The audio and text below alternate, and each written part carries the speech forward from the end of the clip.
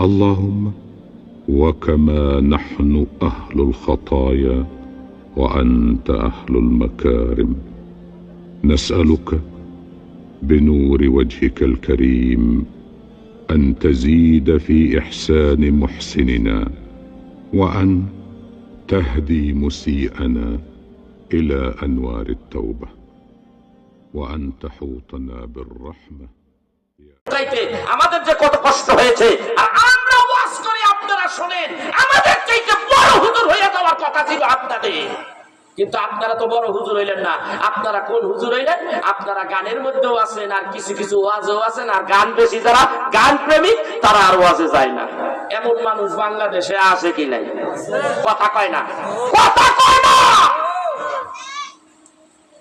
এই মানুষগুলির বিচার করা দরকার এই যে মানুষ আমরা এত কষ্ট করছি দিনের জন্য আল্লাহর রাসূল এই দিনের জন্য কত কষ্টই না করেছেন পারেনি বিচার হবে কথা কয় না কষ্ট করেন নাই একটু জিকির করেন লা ইলাহা ইল্লাল্লাহ জোরে জোরে লা ইলাহা লা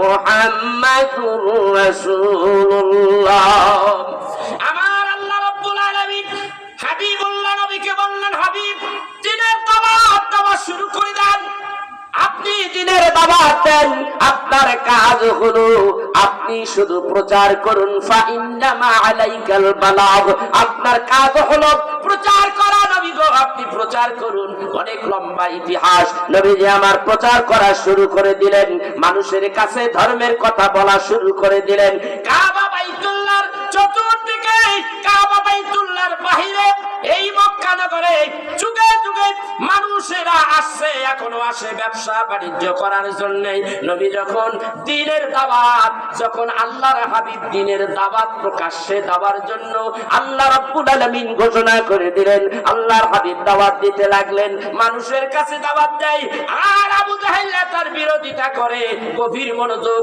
গুরুত্বপূর্ণ আলোচনা এখনো হবে আমার ভাইরা আমার বন্ধুরা এই অবস্থায় আল্লাহর নবী যখন দাওয়াত দেয় যে কাফেলার কাছে যায় আবু জাহেল কিন্তু আগের থেকে তাদেরকে নিষেধ করে দিয়েছে খবরদার মুহাম্মাদের কাছে যাইস না মুহাম্মদ হলো পাগল মুহাম্মদ হলো ম্যাড মুহাম্মদ আবল তাবল কয় মুহাম্মদ রে ভূতে ধরছে মুহাম্মদ রে জিনে ধরছে এই জন্য আবল তাবল কয় মুহাম্মাদের কাছে যাইস না আল্লাহর নবী দ্বীনের দাওয়াত দেয় কিন্তু কাজ হয় না দ্বীনের দাওয়াত দেয় কাজ হয় না কারণ আবু জাহেল তো আগে কাম দিয়ে দিছে এ আমার ভাইরা একদিন আল্লাহ রাব্বুল আলামিনের নবী কাবা বাইতুল্লাহর কিনারায় বাড়ির থেকে বের হয়ে আসলেন কাবা শরীফটা যেই জায়গায় পূর্ব দিকে নবীজির বাড়ি পূর্ব দিকে বাড়ি বিরাট বড় একটা পাহাড় পাহাড়টা এইভাবে লম্বা পিছন দিকে পাহাড়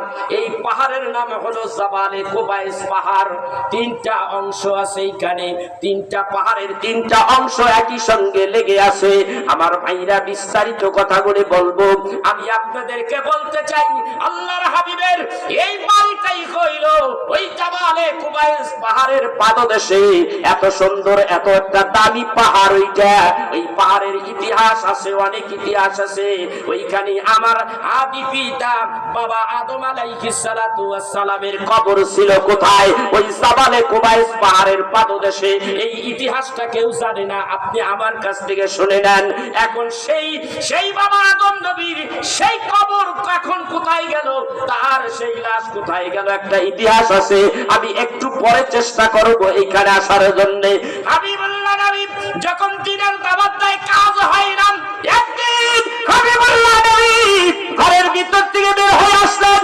রাত্রি বেলা চলে আসলেন কাবা বাইতুল্লাহর কিনারায় ডাক কয় ওরে বাইতুল্লাহর মালিক বাইতুল্লাহর প্রভু কত শোনো গো আমি যে দাওয়াত দিতেছি দাওয়াতে তো কোনো কাজ হয় না দুই একটা মানুষ ইসলাম গ্রহণ করে সেই পরিমাণ দাওয়াত দিলাম সেই পরিমাণ মানুষ পাই না মানুষকে যখন দাওয়াত দেই মানুষ গার ঘুরাইয়া চলে যায় আল্লাহ রাব্বুল আলামিনের নবী বলে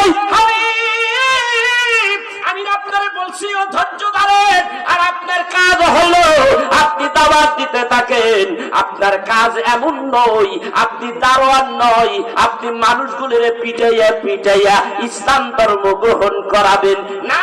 না, আপনার কাজ হলো শুধু বলতে থাকেন, দ্বীনের কথাগুলি বলেন, ইসলামের কথাগুলি বলেন, কোরআনের কথা বলেন, ওহির কথাগুলি আপনি বলেন। ধৈর্য ধারণ করেন গো নবীজি, ধৈর্য ধারণ করে আপনি আপনার কাজ চালাইয়া যান, আলহামদুলিল্লাহ ব্যবস্থা হয়ে যাবে। হাবিবুল্লাহ নবী পরের দিন দাওয়াত দিতে লাগলেন। খাজরাজ গোত্রের একদল কাফেলার লোক কাবা বাইতুল্লাহর সামনে দিয়া, যেইটাকে হিজরতের রোড বলা হয় বাম দিকে, আর সোজা রোডটা চলে গেছে ইব্রাহিম খলিলুল্লাহ রোড। ওই খলিলুল্লাহ রোডের কিনারায় একেবারে মাথায় যেইটাকে কেদুয়া এবং মেসফালা বলা হয়, মেসফালা রোডের একটুখানি বাম দিকেই একদল পাইলেন খাজরাজ, মদিনায় তাদের বাড়ি। এই দল যখন আসলো, আল্লাহর হাবিব ইসলামের দাওয়াতটা সুন্দর করে প্লেস করলেন। প্লেস করার পরে ওই মদিনার মানুষগুলি ডাকতে কই, এত সুন্দর কথা রে, এত সুন্দর কথা জীবনে শুনি নাই, এত সুন্দর কথা জীবনে শুনি নাই। আরে কত সুন্দর কথা! আর তাছাড়া আমাদের দেশে তাওরাত কিতাবের আলেম বেশি, ইনজিল কিতাবের আলেম বেশি। আমরা দেখতে পেয়েছি ওই কিতাবের মধ্যে আছে, বলা আছে আখিরি জামানায় এমন একজন পয়গম্বর আসবে যারে দেখলে দুদকের আগুন হারাম হয়ে যাবে, যারে দিয়ে আল্লাহ রাব্বুল আলামিন নবুয়ত খতম করে দিবে, যারে দেখলে যিনি হবেন আখিরি জামানার শেষ নবী, যিনি হবেন সমস্ত নবীদেরও নবী, যিনি হবেন সমস্ত রাসূলদের রাসূল। আমাদের মনে হয় এই ব্যক্তিটাই সেই আখিরি রাসূল। সুবহানাল্লাহ কইবেন না? এই সুবহানাল্লাহ কইবেন না জোরে? কাম হয়ে গেছে। ইশারা কার? কথা কয় দেখেন, ইশারা কার? আল্লাহ। হাবিব, আপনি সত্যিকারের হাবিব। চেহারার দিকে তাকাই, ভালো করে সূক্ষ্মভাবে তাকাই। ওই দলের লোকেরা বলে, আমরা যখন সূক্ষ্মভাবে তাকাই তখন চাইয়া দেখি আমার নবীর এই কপাল থেকে নূর নূর চমকাইতেছে। আর দুনিয়ায় কত মানুষ দেখছি, এই মানুষটার মতো মানুষ নাই দুনিয়ায়। আর কথাগুলি কত সুন্দর সুন্দর কথা বলে। অবশ্যই আমাদের বিশ্বাস হলো, অবশ্যই আমরা বুঝতে পেরেছি এইটাই হলো আখিরি জামানার শেষ পয়গম্বর। আমরা পড়ে নিলাম আশহাদু আল্লা ইলাহা ইল্লাল্লাহু ওয়াহদাহু লা শারীকা লাহু ওয়া আশহাদু আন্না মুহাম্মাদান আবদুহু ওয়া রাসূলুহু। আমার নবীকে বললেন, ইয়া রাসূলুল্লাহ, আমাদের ঘোষণা আমরা দিয়ে দিলাম, এইবার আপনি কলেমা পড়াইয়া দেন আমাদেরকে। নবী বললেন, লা ইলাহা ইল্লাল্লাহু মুহাম্মাদুর রাসূলুল্লাহ সাল্লাল্লাহু আলাইহি ওয়াসাল্লাম কলেমা পড়ে মুসলমান হয়ে গেল। আবু জাহেল যতই বাধা দেখ না কেন, বাধার মধ্যেও মুসলমানের সংখ্যা আস্তে আস্তে বাইরে যাইতে আছে। আল্লাহু আকবার কইবেন না? এইবার আল্লাহর নবীকে আল্লাহ বললেন, না হাবিবুল্লাহ নবী গো, ওগো হাবিবুল্লাহ নবী, আমি আপনাকে বলি গো নবীজি, অনেক দাওয়াত দিছেন, আরো দিবেন। এইবার একটা কাজ করেন, আপনি আপনার বংশ, আপনার জ্ঞাতি গোষ্ঠী যারা আছে তাদের প্রতি দাওয়াত দেন। কি কয়? তাদের প্রতি দাওয়াত দেন।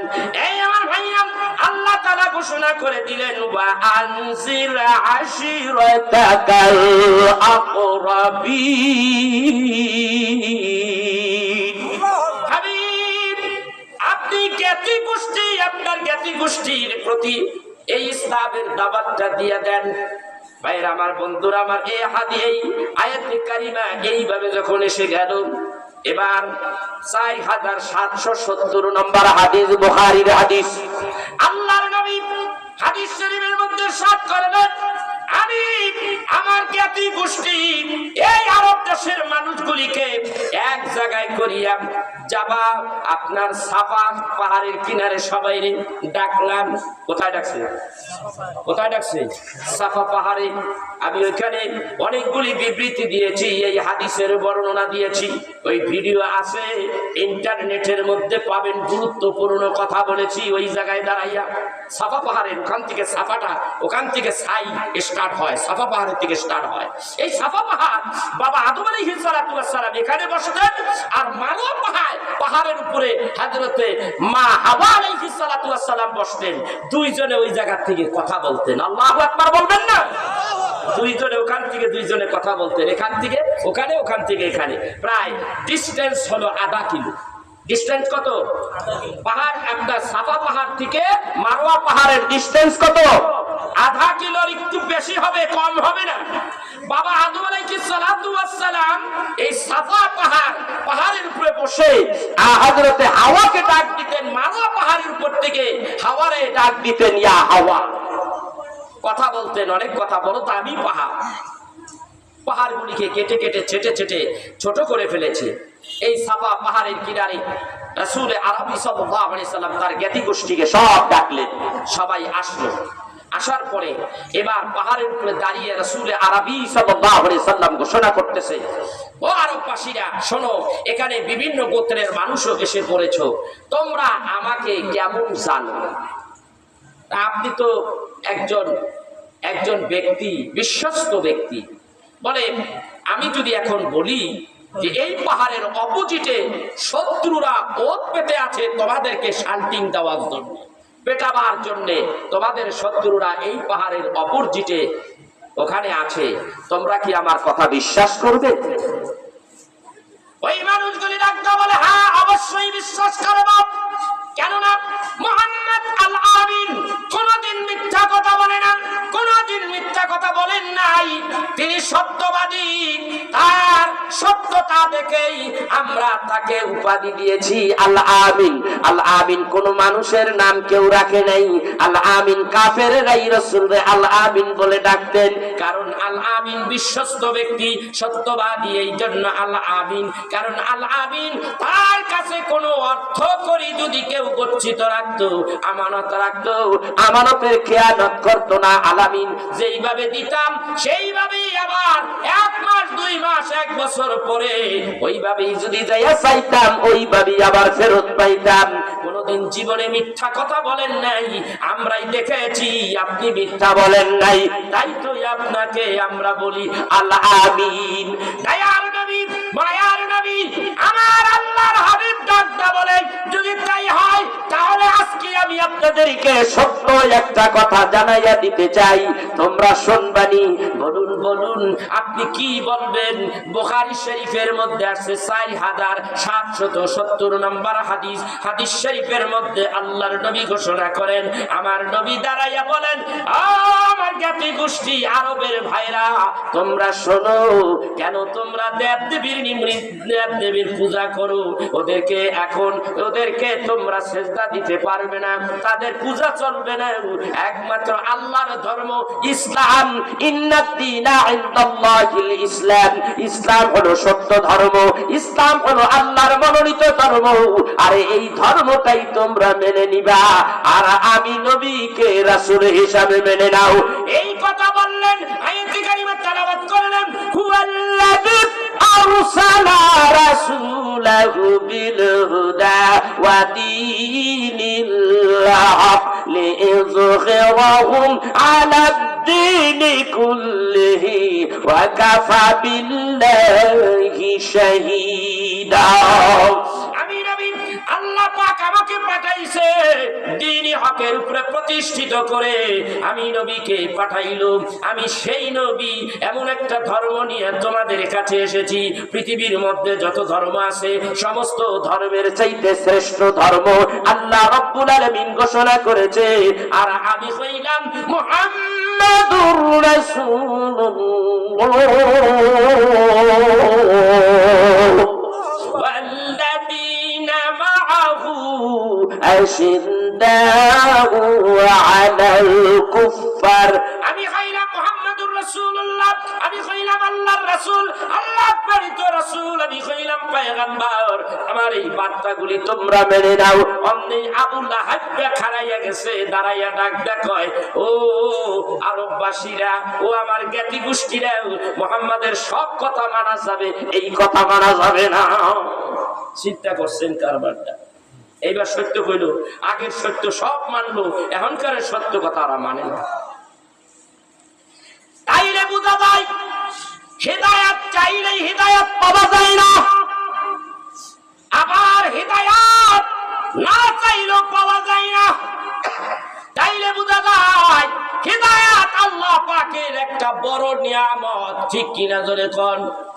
আল্লাহ যদি হেদায়াত দেয় ওই মানুষটাই হেদায়াত পায়, আল্লাহ যদি না দেয় তাইলে হেদায়াত পায় না। আয়াতে কারিমা মনে হয়ে গেল, আল্লাহ তাআলা নিজে বলেন কি, মাইয়াহদিহিল্লাহু ফালা মুদিল্লা লাহু ওয়া মাইয়ুদ্লিলহু ফালা হাদিয়া লাহু। সুবহানাল্লাহ বলেন। আমার আল্লাহ বলেন, আমি যাকে হেদায়াত দেই কোন মানুষ তারে গোমরাহিতে ডেকে ডেকে নিতে পারে না, তাদেরকে গোমরাহ করতে পারে না।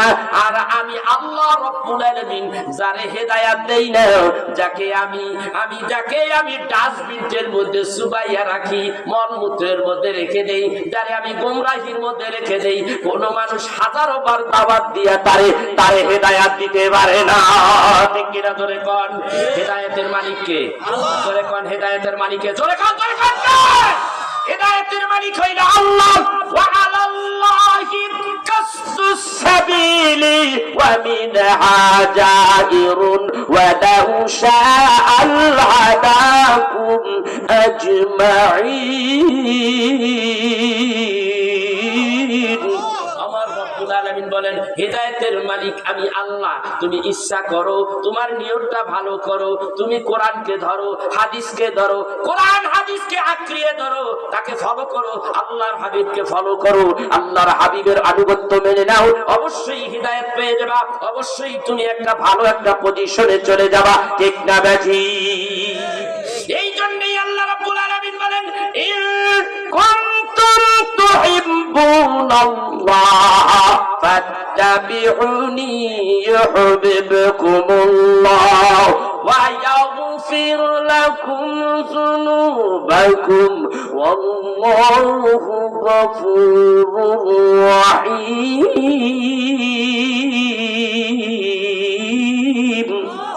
আমার আল্লাহ ডাক দেখই, যদি হাবিবের আনুগত্য করতে পারো, হাবিবের আনুগত্য হলো আমার আনুগত্য, আমার হাবিবুল্লাহ নবীর আনুগত্য হলো আমার আনুগত্য। আমার হাবিবুল্লাহ নবীর আনুগত্য করলে তোমাদের কপাল ভালো হবে। আর জীবনে যত গুনাহ করেছো সমস্ত গুনাহগুলি আমি আল্লাহ মাফ করে দেব। জোরে করে কি বলা যাবে? সুবহানাল্লাহ। হাবিবুল্লাহ নবী হলো আমার বাস্তব কোরআন।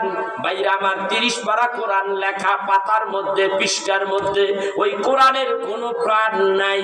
আর হাবিবুল্লাহ নবীর চরিত্র শুরু থেকে শেষ পর্যন্ত গোটা কোরআন শরীফটাই হাবিবুল্লাহ নবীর চরিত্র। আর হাবিবুল্লাহ নবীর চরিত্রের ভিতরে প্রাণ আছে না নাই? ওই প্রাণের অনুগত্য করলে, ওই প্রাণের অনুগত্য যদি করো, আল্লাহ বান্দা কই, কুল আতিউল্লাহ ওয়া আতিউর রাসূল ওয়া উলিল আমরি মিনকুম। আমার কথা মানো, বিনা ইতাতে আমার হাবিবে মানো, আমার হাবিবের আনুগত্য করো, আমার হাবিবের আনুগত্য করো। আল্লাহর কথা, নবীর কথা যেই আলেমরা বলে, যেই আলেমরা বলে, যেই ওলি আল্লাহরা বলে, এদের আনুগত্য করো, কারণ এদের আনুগত্য হলো আল্লাহর আনুগত্য। সুবহানাল্লাহ বলে। নিজের বানাইয়া কোনো কথা তারা বলে না। এই জন্য ভাইয়েরা আমার, বন্ধুরা আমার, সূরাতুল মাইদা 56 নম্বর আয়াত। মোবাইল আছে কারো কাছে? মোবাইলে কি আছে? কোরআন শরীফ আছে কারো? আর দেন তো আমার একটু সূরা মাইদাটা বের করেন। কার কাছে চলবেন? ভাইয়েরা আমার, বন্ধুরা আমার, ওই নবী আখির জামানার নবী, যেই নবীর হাতে কলেমা পড়ে মুসলমান হলাম, যেই নবীর হাতে কলেমা পড়ে সাহাবীরা মুসলমান হলো, তাদের দাম বাইরে গেল। কারণ একটাই হলো, নবী নবীর কারণে। কার কারণে? যদি তারা নবী না মানতো তাইলে তারা আবু জাহেলের মতো হইতো। নবীকে যখন মানছে, নবীর ইত্তেবা করেছে, তাদের মর্যাদা বাইরে গেছে। সাহাবীদের মর্যাদা কেমন রে বাবা? ছোট্ট সাহাবী, সবার ছোট্ট সাহাবী, তার নাম হলো ওয়াসি। হাদিস শরীফের মধ্যে আসছে হযরতে ওয়াসি নবীজির কাছে গেলেন। এইবার মক্কা বিজয়ের সময় ওয়াসি নবীজির কাছে গেলেন। নবীজির কাছে যাইয়া কলেমা পড়ে মুসলমান হলেন।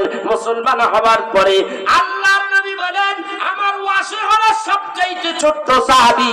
ওয়াসির এমন মর্যাদা, সবার চাইতে ওয়াসির মর্যাদা এমন। বড় পীর আব্দুল কাদের জিলানী রাহমাতুল্লাহ আলাইহি বলেন, আমি এত বড় একজন ওলি, আমি এত বড় একজন ওলি হয়েছি, অথচ ওয়াসি যদি ছোট্ট সাহাবী হয়, ওই সাহাবী যদি ঘোড়া চালাইয়া চলতে থাকে আর ঘোড়ার পায়ের নিচে ধুলাগুলি যখন উঠতে থাকে, ওই আর একটা ধুলার বুজুর্গ আমি আব্দুল কাদের জিলানীর নাই। তাইলে বুঝেন সাহাবীদের মর্যাদা কেমন, একটু বোঝেন তো দেখি। তাইলে বন্ধু বানাইবেন কারে? কথা কয় না, বক্তা খোলেন তাড়াতাড়ি। বন্ধু বানাইবেন কারে? আমার নবীকে। সেই জন্য ভাইরা বাইর করে রাখেন চাবনে। সেই জন্যই সেই নবীর উম্মত আমরা হইছি। আমরা খুশি না বেজার? কথা কয় না, কথা কয় না, কথা কয় না। আমরা সেই নবীর উম্মত হইছি, বেজার না খুশি? সেই নবীর উম্মত হইয়া আমরা খুশি। আমরা খুশি থাকতে চাই, এই মর্যাদা আমরা অক্ষুণ্ণ রাখতে চাই। এই জন্য আল্লাহ তাআলা কি বলেছেন? আমার আল্লাহ বলেছেন যে আমার হাবিবুল্লাহ নবীর উম্মত যারা হতে পেরেছো, কুনতুম খায়রা উম্মাতিন উখরিজাত লিন-নাস, তোমরা হইলা আখিরি জামানার পয়গম্বরের নবীর উম্মত, তোমরা হইলা শ্রেষ্ঠ নবীর শ্রেষ্ঠ উম্মত। খায়ের বলা হয়েছে, সুবহানাল্লাহ কি কইবেন না? জোরে কইবেন না আস্তে কইবেন? ওয়াজ কিন্তু করতে বড় কষ্ট হইতেছে। এই ওয়াজ করতে আমার বড় কষ্ট হইতেছে। তো ওয়াজ আপনি শুনবেন আর ওয়াজের মধ্যে মধ্যে আপনি সুবহানাল্লাহ কইবেন না, এটা কেমন হলো ভাই? কথা কয় না। এটা কি শুনতে ভালো না খারাপ?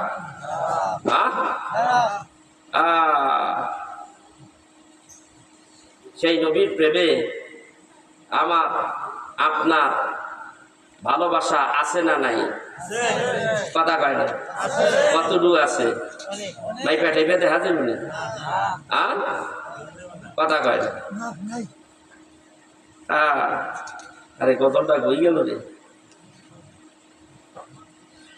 হ্যাঁ আমার ভাইরা, এই জন্যই আল্লাহ বলে দিয়েছে, তোমরা আমার হাবিবুল্লাহ নবীর, আমার হাবিবুল্লাহ নবীর ইজ্জত করো, ওয়া তুআজ্জিরুহু ওয়া তুআক্কির, আমার হাবিবের ইজ্জত করো, সম্মান করো, আমি আল্লাহ তাআলা সম্মান বাড়াইয়া দিব।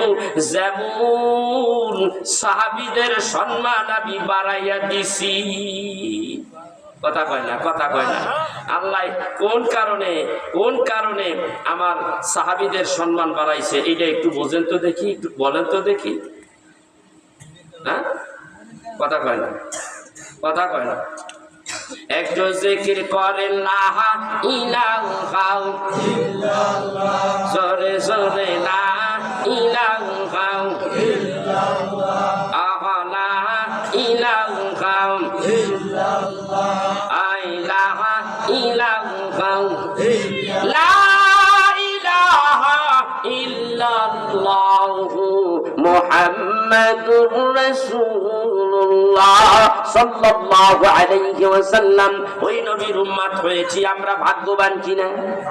জোরে কোন, কারা কারা ভাগ্যবান একটু হাত তুলে দেখান আল্লাহরে। আল্লাহু আকবার, সবাই ভাগ্যবান।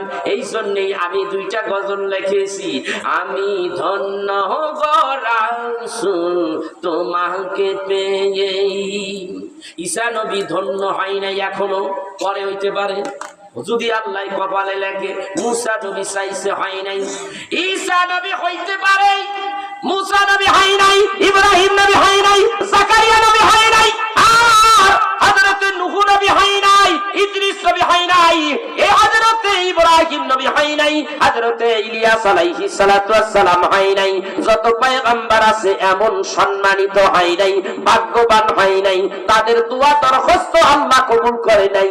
আর আপনার আমার দোয়া দরখাস্ত আল্লাহ কবুল কইরা আপনারে আমারে নবীর উম্মত বানাইছে, আপনারে আমারে ওই নবীর উম্মত বানাইয়া ভাগ্যবান বানাইছে। ঠিক না বেঠি?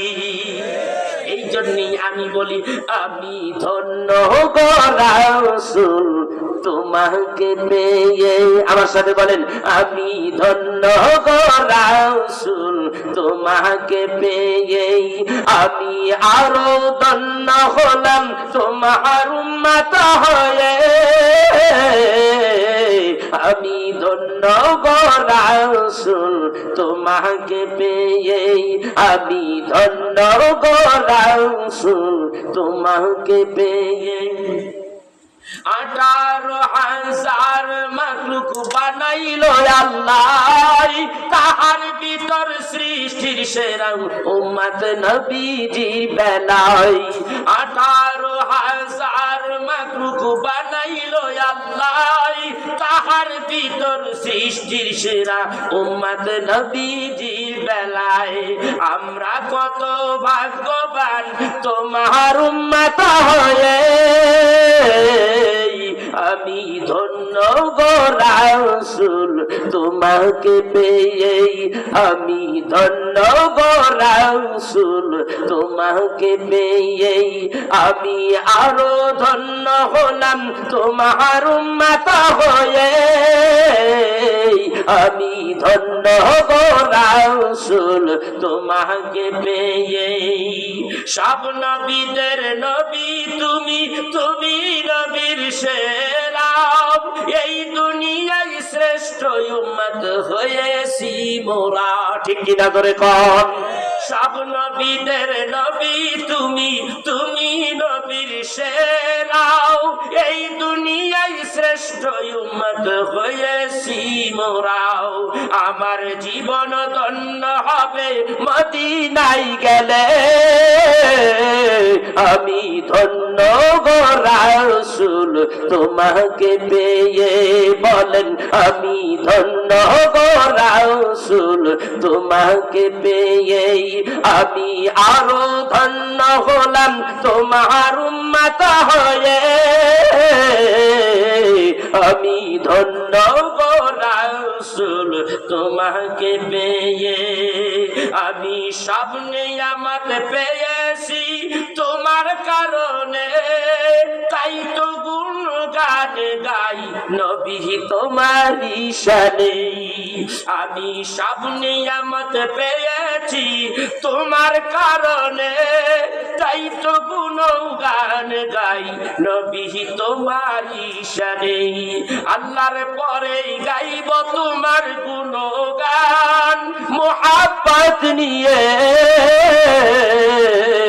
আমি ধন্য গো রাসূল তোমাকে পেয়ে, আমি ধন্য গো রাসূল তোমাকে পেয়ে, আমি আরো ধন্য হলাম তোমার উম্মত হয়ে। আমি ধন্য গো রাসূল তোমাকে পেয়ে। কেমন আছে? লেখতে তো আমার কাম সারা। এরম 70 খান লেখছি, এরম 70টা লেখছি। আমার স্বাদ মেটে না নবীজি তোমাকে দেখে। এরকম অনেকগুলি গজল লিখেছি, পর্যায়ক্রমে দুই একটা গাবো।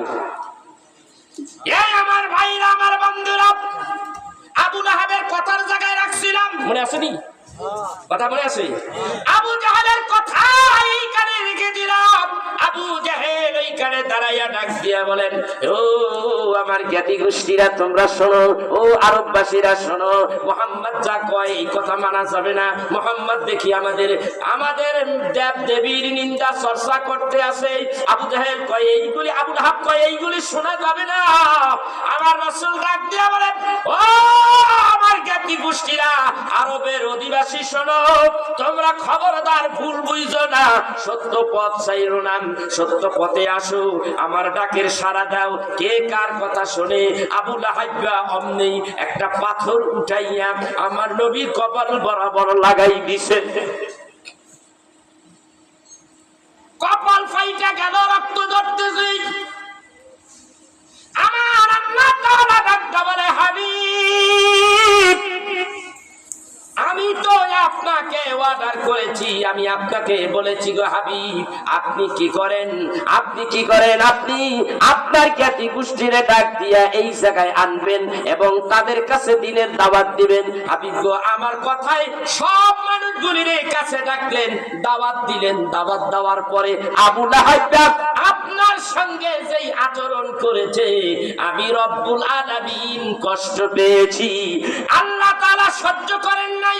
সঙ্গে সঙ্গে আল্লাহ রাব্বুল আলামিন, বুখারীর হাদিসে আসছে, সাথে সাথে আল্লাহ রাব্বুল আলামিন জিবরাইলকে পাঠাইয়া দিলেন। জিবরাইলকে পাঠাইয়া ডাক দিয়া বলে, জিবরাইল, আমার হাবিবরে দয়া করো, আমার হাবিব যেন মনক্ষুণ্ণ হয় না, আমার হাবিব যেন বেজার হয় না।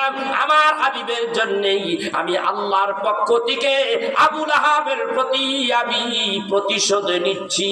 আবু জাহেলের কাছে যাও, আমি সূরা লাহাবটা নাজিল করে দিলাম। অমনি জিবরাইল আসলেন, রাসূলের কাছে এসে বলেন, তাব্বাত ইয়াদা আবি লাহাবিন ওয়া তাব মা আগনা আনহু মালুহু ওয়া মা কাসাব। এই সূরাটা নাজিল করে দিলেন। হাবিব গো, আপনার যেই হাত দিয়া এইভাবে পাথর বাইরা আপনাকে আহত করেছে, আমি আল্লাহ তাআলা বলি, তাব্বাত ইয়াদা, ধ্বংস হ। এই আবু লাহাব, তোর দুইটা হাত ধ্বংস হয়ে যাক, তুই নিজেও ধ্বংস হ। আল্লাহু আকবার বলবেন না? আল্লাহ ধরা বড় ধরা। তাফসীরের কিতাবে এসেছে বাবা, বুখারী শরীফের মধ্যে আলোচনা করেছে, আবু লাহাবের মরণ হইছে, আবু লাহাব মইরা রইছে, তার জ্ঞাতি গোষ্ঠী কেউ জানে না। এটা হলো আল্লাহর অভিশাপ, নবীর সাথে বেয়াদবি করার কারণে। কেউ জানে না আবু লাহাব ঘরের মধ্যে রোগ ব্যাধি, কুষ্ঠ রোগ হইছে, কুষ্ঠ রোগ হইছে, দুর্গন্ধ, পচা গন্ধ। তার আত্মীয় স্বজনেরা তার ঘর আলাদা করে দিল। তো ঘর যখন আলাদা করে দিয়েছে, ওখানেই সে থাকে। মাঝে মাঝে খাবার খাবার দূর থেকে দিয়ে দেয়, দুর্গন্ধ, তার কাছে কেউ যাইতে চায় না। আল্লাহ কেমনে ধ্বংস করে, কেমনে অপমান করে, অপমানিত করে। এই লোকটা শেষ পর্যন্ত দেখে ঘরেও থাকা যায় না, শেষ পর্যন্ত একটা দূরে মাঠের মধ্যে নিয়ে তারে ফেলাই ফিয়েছে। ওইখানে শেষ পর্যন্ত কি করবো, মরাও লাগে না, একলা বাইতে আসছে, মরিয়া একলাই রয়েছে, গন্ধ ছুটতে রয়েছে। তো শেষে পাথর ঠাথর মাইরে ওটা ডেকে তুলছে। অন্যরা বাড়িতে আসে, ওই জায়গায় ওই লোকটাই পচা গন্ধ। হ্যাঁ, কি করবো আর, এই লোকটা জিন্দা অবস্থায় তারে পাথর মাইরা মাইরা পাথরের স্তূপের নিচে ফালাইয়া তুলে দিছে। আচ্ছা কোন একটা মানুষ অসুস্থ, তার উপরে শুধু পাথর মারে, পাথর মারে, পাথর মারে, এটা কি অপমানজনক ব্যাপার না? মৃত্যুটা তো স্বাভাবিক নাই, অস্বাভাবিক। এইভাবে দিছে। অন্য আরেক জায়গায় আসে, আবু লাহাব বাঘ তাকে দৌড়ানি দিছে। আমার নবী তারে অভিশাপ দিছে, তোরে বাঘে খাইবে। আমার নবী অভিশাপ দিছে, মনে সব কথা কইেন, আমার নবী অভিশাপ দিছে, বাঘে তোরে খাইব। তোর কে করবো, কবে বাঘে খাইব? মুহাম্মদের কথা সব মিথ্যা। কয়েকদিন পরে আল্লাহর কিতাব, একদিন তো বাঘে পাইয়া লাইছে। বাঘ ওই পাহাড়ের তো নামে না, ডরেশ্বরে নামে না, নিচে বাঘ খালি তাওয়াইতেছে, হুঙ্কার মারে। শেষ পর্যন্ত সে অনেক কলা কৌশল নিয়ে সে কৌশল অবলম্বন করলেন। অনেক সময় দিন যায় রাত যায়, দিন যায় রাত যায়, আর কোনে থাকা যায় না খাইয়া। বাঘ আস্তে করে সইরা রয়েছে, বাঘ ঘুমিয়ে রয়েছে। মানে বাঘের কথা নাম করে খামো। ওই যে নবী কইছে, নবীর কথাই সত্য। আল্লাহ বলেন, মান আসদাকু মিনাল্লাহি কিলা ওয়া মান আসদাকু মিনাল্লাহি হাদিসা। কে আছে আমি আল্লাহর চাইতে সত্যবাদী হতে পারি, কথা বলতে পারি? আমি সত্য, আমার কথা সত্য, আমার হাবিব সত্য, আমার হাবিবের কথাও সত্য। আমার হাবিব যেই বিষয়ের উপরে সিদ্ধান্ত নিবে ওইটা মুসলমান জাতির জন্য ওইটাই হলো ল, ঠিক কিনা? ওইটাই হলো আইন। নবীজির কাছে সাহাবীরা বলেন, ইয়া রাসূলুল্লাহ, ইয়া হাবিবাল্লাহ, আপনি বলুন মুসলমানের জন্য, ধনী ব্যক্তির জন্য কয়বার হজ করা ফরজ? আল্লাহর নবী বলেন একবার হজ করা ফরজ। নবী যদি দুইবার বলতেন দুইবারই ফরজ হয়ে যাইত, নবী যদি তিনবার বলতেন তিনবারই জীবনে হজ করা ফরজ হয়ে যাইত। আল্লাহর নবী একবার বলছে, আল্লাহ তাআলা ডাকটা কয়, হাবিবুল্লাহ নবী গো, আপনার কথাটাই আমি শরিয়া করে দিলাম, আপনার কথাটাই হলো ইসলামে আইন করে দিলাম। ঠিক কিনা জোরে কর। সেই নবী বলছে তোরে মাকে খাইবো, ঠিক আবু লাহাব চাইয়া দেখি বাপ ঘুমাই আছে, অন্যই আবু লাহাব আস্তে আস্তে নামে, পেটে খিদা, উপরে থাকলে তো খাবার নাই, বাড়িতে যাইতে হবে, পেট বাঁচাইতে হলে, জীবন বাঁচাইতে হলে খাবার দরকার, খাইতে হলে বাড়ি যাইতে হবে, একটা সাইড দিয়া যায়। যখন যাইতেছে অন্যই ঘুমন্ত বাঘ লাফ দিয়া উঠে যায় আর ঘাড় মটকাইয়া একেবারে শেষ। আর জাতি গোষ্ঠী সবাই কয় মুহাম্মদ যা কয় তাই তো সত্য, মুহাম্মদ যা কয় তাই তো সত্য। একটাই আরেকটারে কয়, এই জন্যই তো আমরাই তো নাম রাখছি আল আমিন। যদি নবী সত্য বলে, যদি নবী সত্য বলে সদা সর্বদা, এই জন্য তোমরা যখন আল আমিন নাম রাখছাও, তাহলে আমার নবী সত্যের দাওয়াত দেয়, ওই সত্যের দাওয়াত কেন কবুল করো না?